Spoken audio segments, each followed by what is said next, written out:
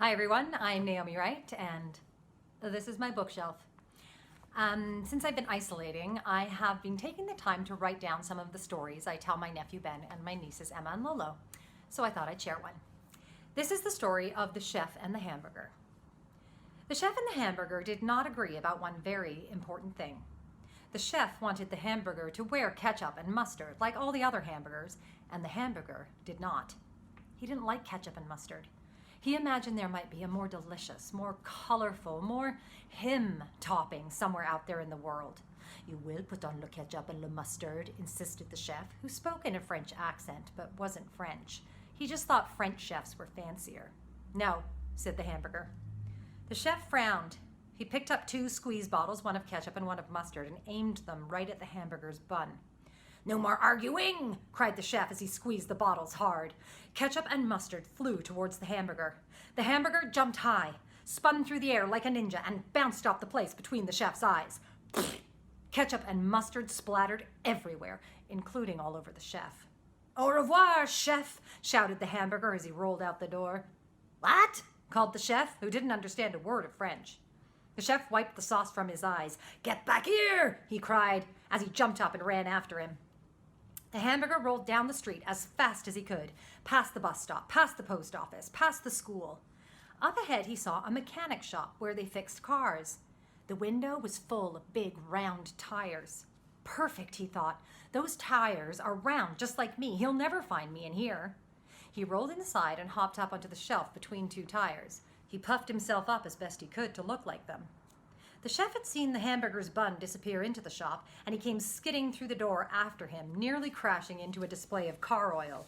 "Where are you, hamburger?" he called. He walked down the aisle, looking up and down, left and right. As he passed the tires on the shelf, he said, "Tire," then "tire," then "hamburger," then "tire," then "hamburger!" He spun around on his heel, reached for his ketchup and mustard bottles, and squeezed them hard. The hamburger jumped high, spun through the air like a ninja, and bounced off the place between the chef's eyes. Ketchup and mustard splattered everywhere, including all over the chef. "À la prochaine!" he cried as he rolled out the door. "What are you saying?" bellowed the chef after him. The hamburger rolled down the street, past the police station, past the library, past the park. Up ahead he saw a toy store with hula hoops in the window. "Perfect," he cried. "Hula hoops are round, just like me." He ducked inside and hopped up onto the shelf between 2 hula hoops. He stretched himself to be as tall and hula hoopy as possible. The chef ran in, huffing and puffing behind him. "Where, huff, are you, puff, hamburger?" He walked down the aisle, looking up and down and left and right.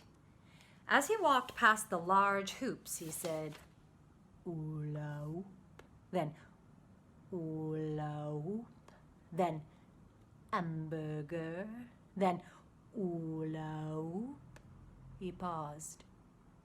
"Hula hoop, hamburger!" The chef spun around on his heels, squeezing the ketchup and mustard as he did.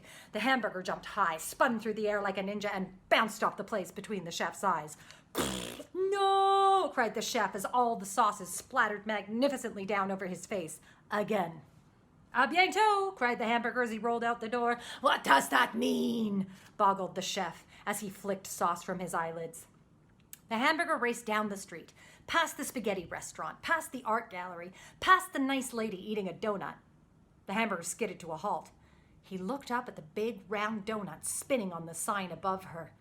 "Perfect," he crowed, rolling through the bright rainbow-colored door. The hamburger jumped up into the display case and squished himself between a strawberry-filled sugar-coated donut and a cruller. He plumped up his outsides and sucked in his middle as much as he could to look like a donut. The chef staggered into the shop. "Le huff et le puff," wheezed the chef. "Okay, hamburger, I got you this time," he whispered as he walked along the display. He raised the ketchup and mustard bottles high next to his eyeballs, which was a little too high, so he lowered them to shoulder height, which was just right, ready to squeeze. As he passed the sugary confections, he said, "Donut," then "donut," then "hamburger," Then he paused. Donut? No, hamburger!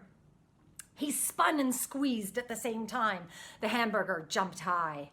As he spun through the air like a ninja, the baker who made the donuts came rushing through the kitchen door, balancing a bowl of strawberry icing in one hand and a bowl of rainbow sprinkles in the other.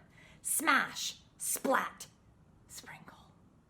The hamburger and the baker collided, sending the icing and sprinkles flying everywhere, including all over the hamburger.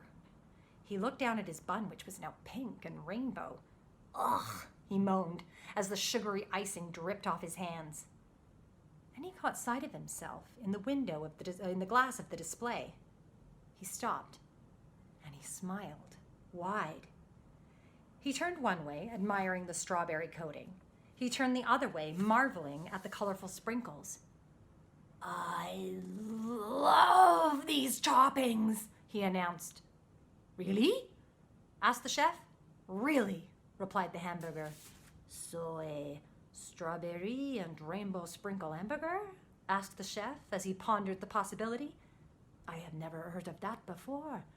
Something completely new?